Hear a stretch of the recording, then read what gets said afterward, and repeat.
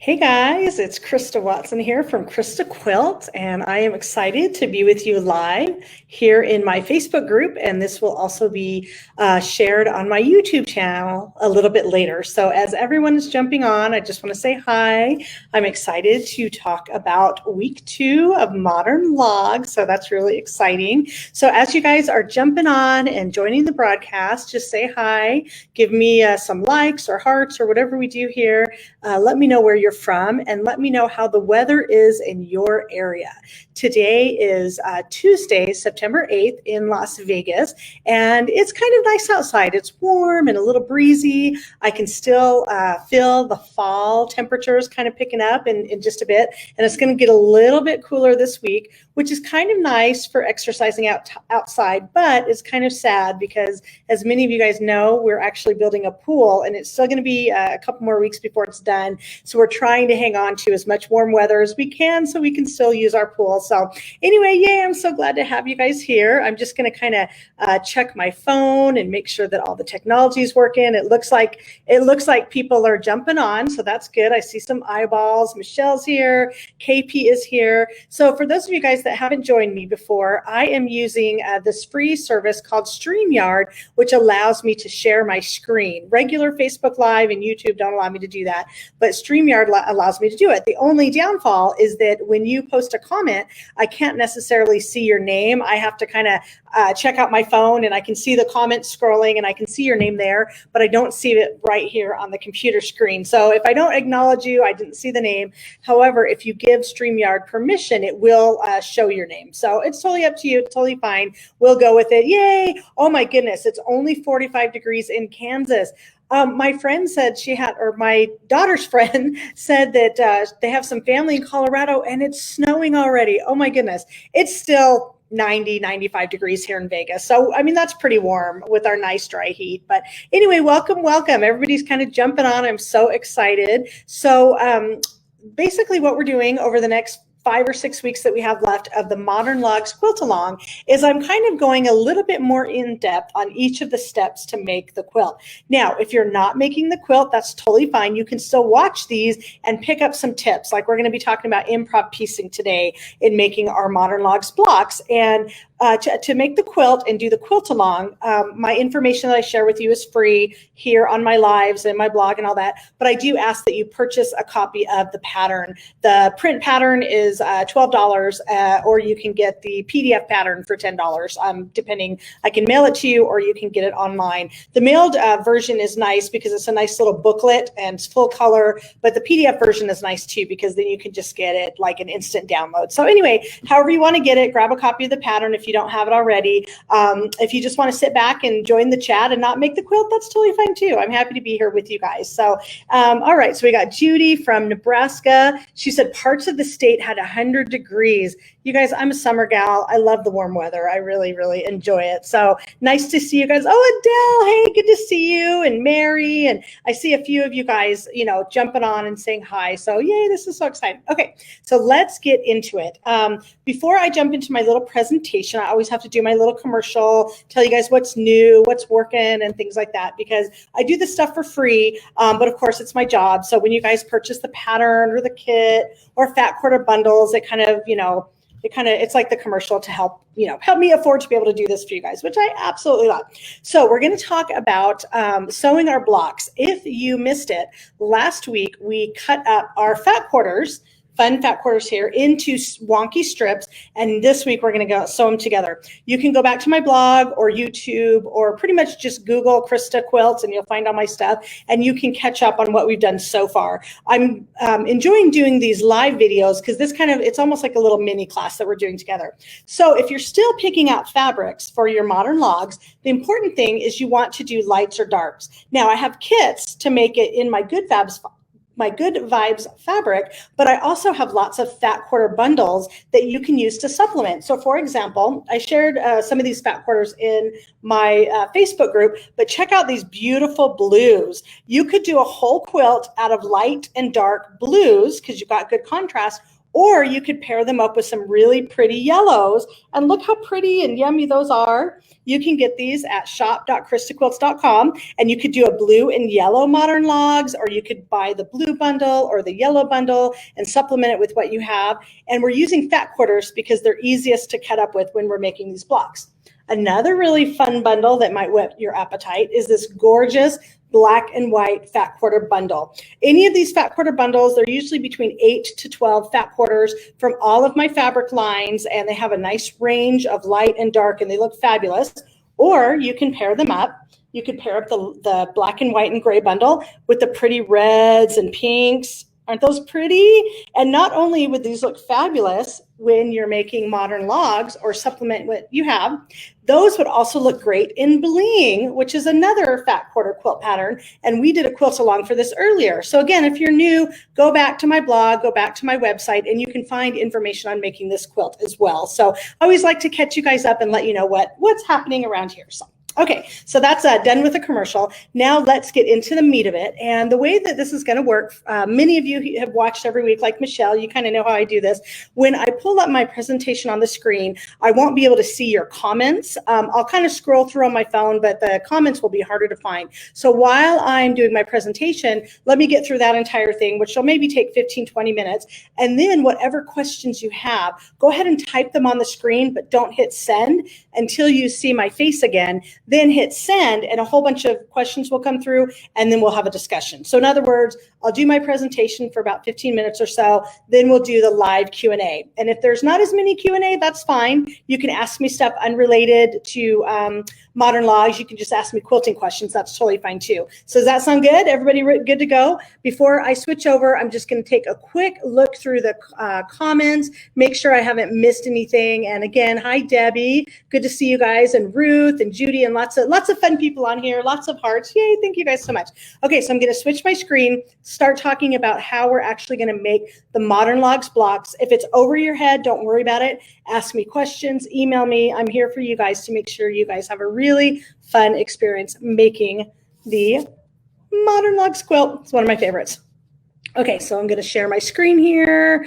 Always love it when my technology works. Yay. So, and again, you can get the patterns and kits and everything at shop.kristaquilts.com. If you do want the PDF pattern, you can get that on Etsy. And on this first screen, this is the quilt top, the finished top, before I even quilted it. And I just want you to take a nice good look at all that yummy contrast. It's really colorful. But the key to success is that every fabric, there's contrast between every touching fabric, and it's really fun and really interesting to come up with that combination. Okay, so what we're getting towards today, what our goal is this week, is we want to make these log cabin blocks. And let me point out a couple things that you might not have thought about as we're putting this together so that you can understand how this works. Now, first of all, this type of log cabin block is the type where you start with a center square. All log cabin blocks start with a center square. One block here shows a yellow center square. Another one shows a black center square. Then you sew strips of logs or strips, fabric, around the center until your block is as big as you need it to be. Now, here's my first little hint, my little secret for you guys. In the pattern, it will tell you how big the blocks need to be. I'm not going to say that online because that information is in the pattern, and that'll tell you, that's what you're paying for. But my secret is you can actually make these blocks any size. If you want them to be smaller, that's fine. If you want them to be larger, that's fine. You can make more blocks, fewer blocks. This is really, really customizable, but every single block you're going to be making has the same idea. You start with a center square, you sew fabric around that center square, and in this particular design, it's the same fabric that you're using around each square. The other thing I want you to take a look at with these pictures is notice how the coloring goes light, dark, or dark, light. These two blocks have a different number of fabrics in them, and that's the beauty of improv, is because each block is going to turn out completely different. You'll also notice there's some other little pops of color, and those are what I call super improv blocks. So as you're making these blocks, none of them are going to be the same. They'll all be the same size in the end because you're going to trim them down the same, but how many logs, how wide the logs, extra little pieces and doodads and things like that, all of that is completely fine when you are making this quilt. Okay, so first thing you want to do is you want to get organized. So last week we cut out all of our fat quarter strips and we cut some little wonky squares.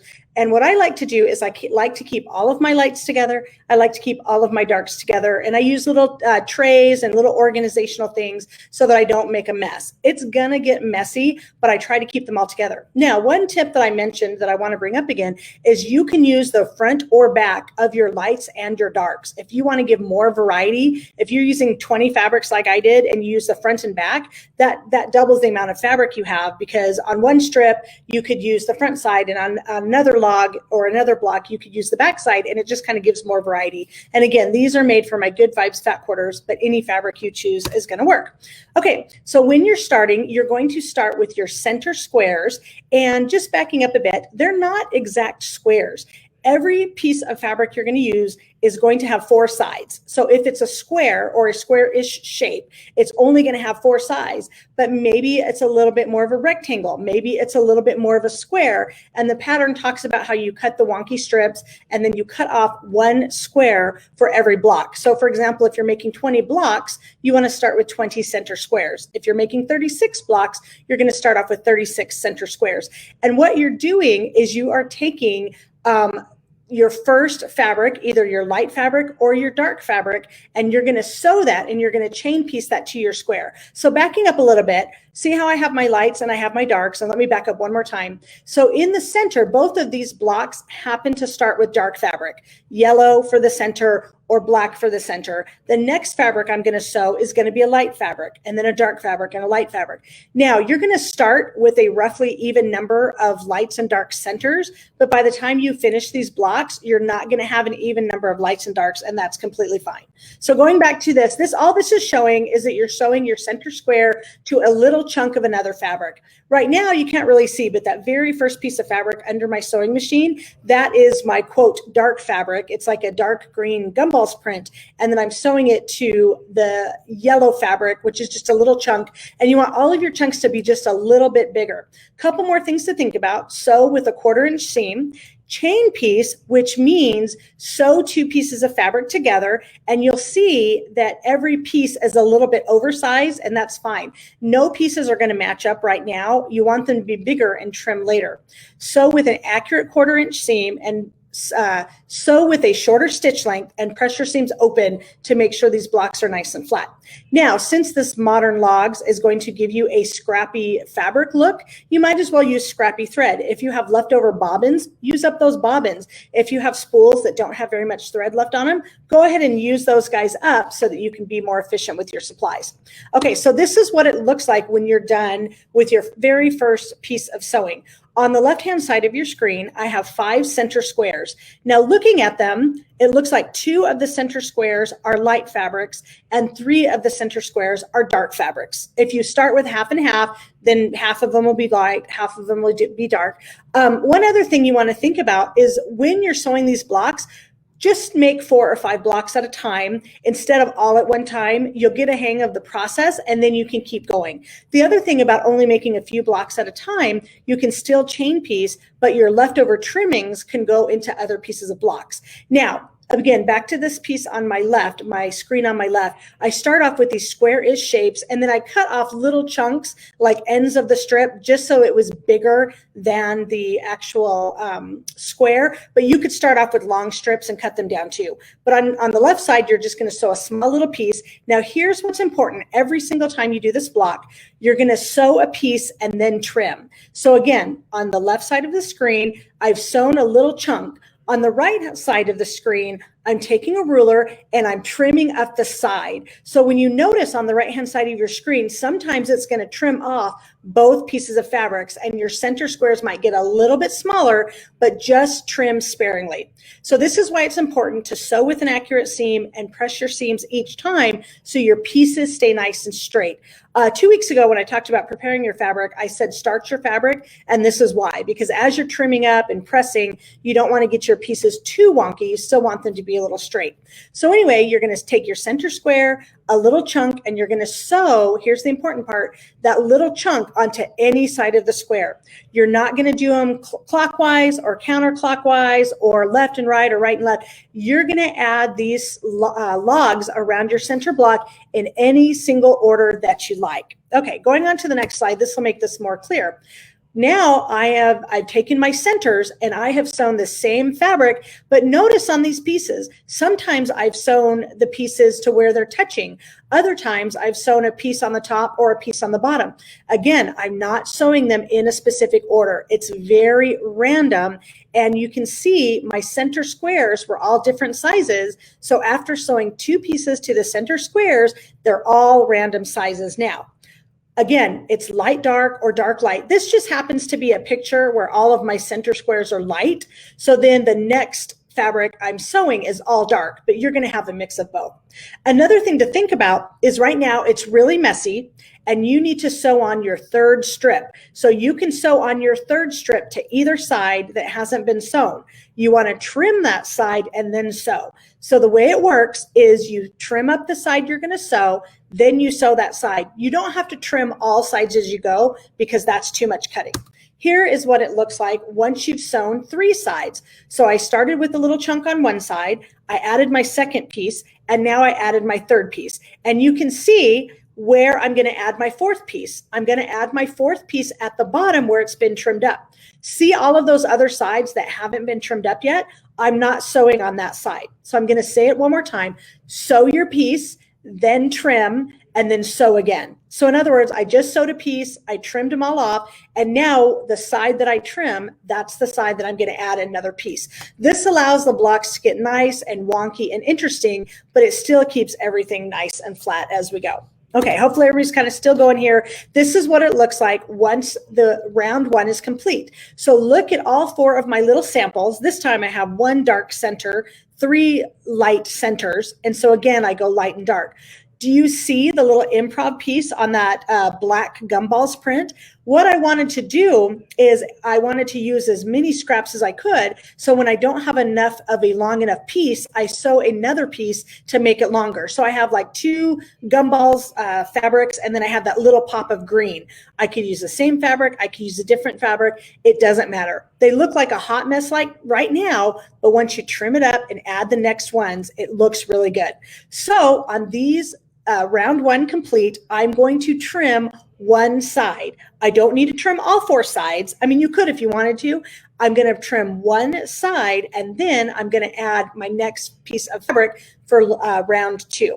So here we go. This is my next piece of fabric for round 2. This sample starts with a yellow light colored square, then a darker blue round, and now I'm doing a very, very light teal. So it goes light, dark, light. And notice this is the same block I'm working on. I have trimmed off 1 side, and that's where I'm adding the new fresh piece. Here's another thing that you want to think about. Do you want your wonky strip? Do you want to start it at the top or do you want to start it at the bottom? It doesn't matter, but if you look at the left side of your screen versus the right, if you sewed it at the, how I have it positioned on the left side of the screen, that strip is wider at the top and it gets a little bit narrower, and that is going to start making a little bit more of an elongated block. It's going to be a little bit too rectangular. But the image on the right side of the screen has a little bit of a narrower at the top and wider at the bottom. If I sew it that way, then it's going to make it more square. You're going to have a seam that's on an angle, but again, that's not going to matter at the end. So what I did is I sewed it with the strip on the right-hand side picture where it's a little bit narrower and then it kind of goes out to a wedge. So when you're adding these strips, you want to think about which way do I want to position the fabric, up or down, front or back. Again, the choice is up to you. Okay, here's another one where I have finished round 1 and I have a little bit of fabric, and so I trimmed that 1 angle. Again, that's the important part. Once I've sewn all 4 pieces around my center square, I want to trim 1 of the sides, and that's the next side I'm going to add that on. And you can see here, I just trimmed off a little tiny bit. Again, I'm going over this kind of fast. I've got diagrams in the pattern, but I wanted to also walk you through it. So here I am where I've gotten 2 rounds complete. I've got my centers. I did round 1 and I did round 2. Some of these are going to be a little square. Some of these are going to be a little rectangular, but you can just use wider or narrower strips to compensate. If you take a look at that yellow print on the right-hand side of your screen, you can see I have an extra seam because I didn't have a long enough piece and I wanted to be very efficient. So I just grabbed a little scrappy piece, sewed that together to make a long enough strip. And you'll notice the sides aren't even yet because they haven't been trimmed. But as long as you keep going in this way, it's going to work really, really well. All right, here is me sewing now the third round. Let's see, I've got my center, round 1, round 2, and round 3, and it's the same exact process as you go. Just remember that you can add your pieces in any order. In this like gray and black block on the left-hand side, I did my rounds of logs, and then when I added that first black strip, I added it to the bottom, and so the seams don't overlap as if they would in a regular log cabin, but that's okay. And now I had another piece that was long enough that I'm going to sew it to the right-hand side. I could have trimmed off the block on the left. I could have added it to the top. It doesn't really matter the order. And then the block on the right is showing that as I'm sewing these blocks, this block on the right is starting to get a little too rectangular. So I trimmed off that extra wide strip on the right, and it's big enough that I can use it later on. So the point I'm trying to make here is as long as you go in a fashion that is just round and round, it doesn't matter which side you sew on, you're going to keep the pattern of light and dark. You're going to keep the pattern of the same fabric. It's going to stay organized, and it's not going to be too much of a hot mess. Okay, so when you have sewn all of your rounds of logs and it looks like a big hot mess at the end, you're going to trim up the blocks. I like to use a square ruler, but you can use a regular ruler as long as all 4 sides are the same. And again, the size you need is listed in the pattern. You're going to make your blocks oversized so you can trim them down. All of that extra light orange fabric is going to be waste, but if you notice on the top, there might be enough, or even on the side, I can use that extra trimming for another block. That's why you don't want to do all your blocks at one time. And if we count here, we've got our center, and then we've got 1, 2, 3, 4, 5 rounds of logs. So there's 6 fabrics in this block. If you use bigger chunks of fabric and bigger strips, you're going to have fewer logs. If you're going to use smaller pieces of fabric, you're going to have more logs. This one has 5 rounds of logs. I think in my quilt, it goes anywhere from 3 to 6 or 7. And again, it doesn't matter. You know, one of them can have 3 or 4 fabrics, one can have 6 or 7 fabrics. It's still going to look good. The other thing to think about is when I trim this up, this block started with a dark black center and it ended on a light orange outer log. That's not always going to be the case. Sometimes you're going to start with a dark center and you're going to end with a dark outer ring. Sometimes you're going to start with a light center and you're going to end with a dark. It doesn't matter. The numbers do not matter at all. It's still going to look good. So don't overthink it. Don't stress about it. Okay, here's another block that is, I've trimmed to size. And this particular block, I only had to trim a little bit off the top and the side, and that extra piece can probably be used in another block. If you have leftovers at the end, when you're done with your blocks, I'm going to show you in a couple weeks how you can actually sew those into the back and carry the fabric onto the back as well. So this one has 1 center and 1, 2, 3, 4 logs. The other one had 5 or 6 logs. So again, it doesn't really matter. And on the bottom, you notice there's kind of that big chunky wedge, what looks really interesting. It makes the block look cattywampus, but it's still a square when you're done. Here's another block. When I got to the end of it, I did not have enough of that yellow fabric to make the right size. So I just added a little pop of black to make it to size. Those are, again, what I call the little improv, the little extra, and it looks good no matter what.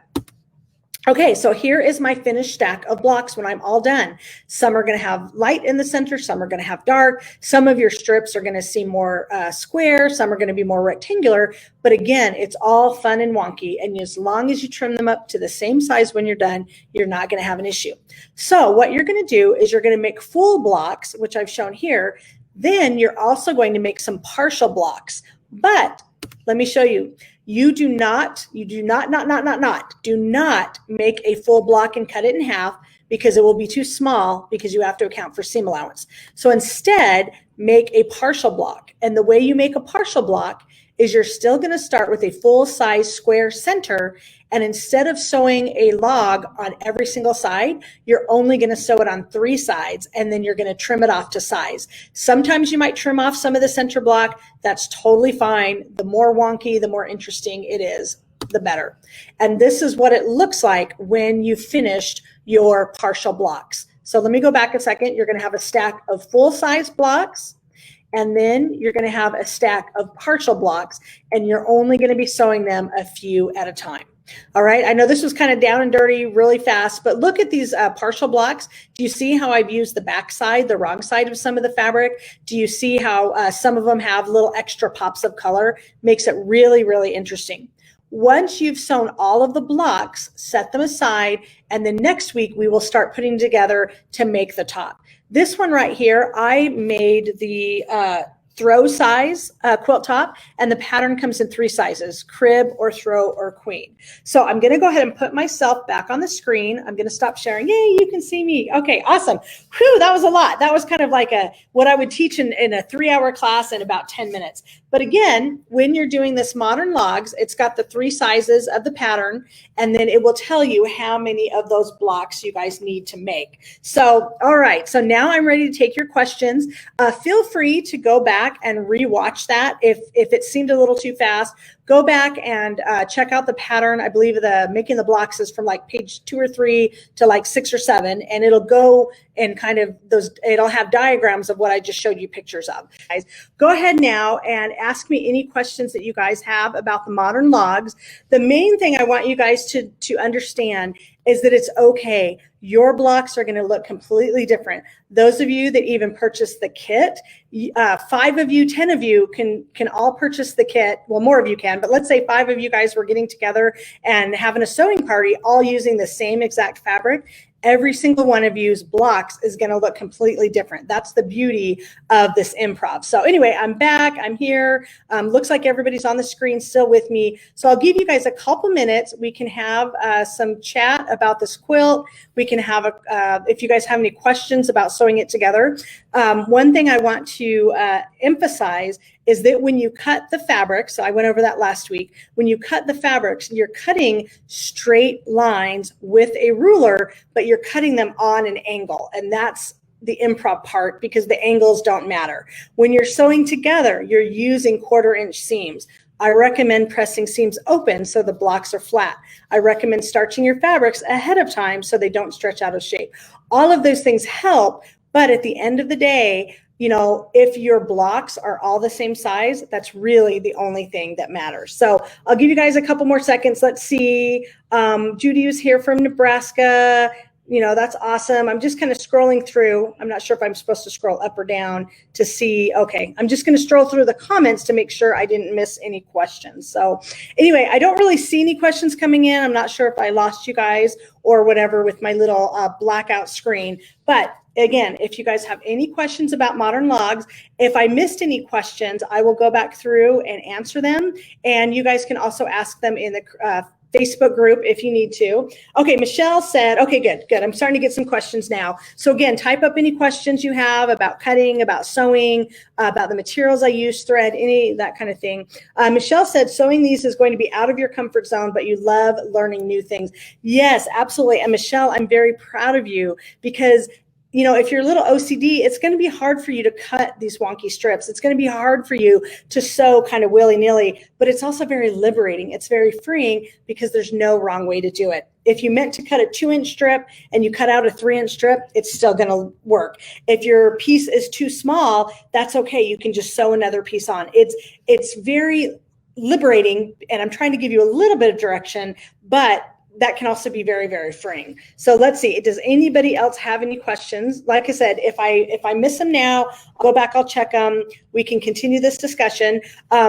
Work on your blocks this week. It's a lot of blocks to sew. So kind of giving you guys a heads up, this week is week 2, and we're doing the blocks. Next week is week 3, and we'll be sewing the quilt top together. However, if it takes you 2 weeks to sew the blocks, that's fine. With all of my quilt-alongs, you can work on them at your own pace. Oh, good. Judy said she's ready to cut the strips tonight, but scared. Judy, don't be scared. You can't mess it up. I promise. You cannot mess up cutting. If you know how to cut with the rotary cutter, you can't mess it up. And it's fun. Once you make the first cut, it kind of helps you feel a little better.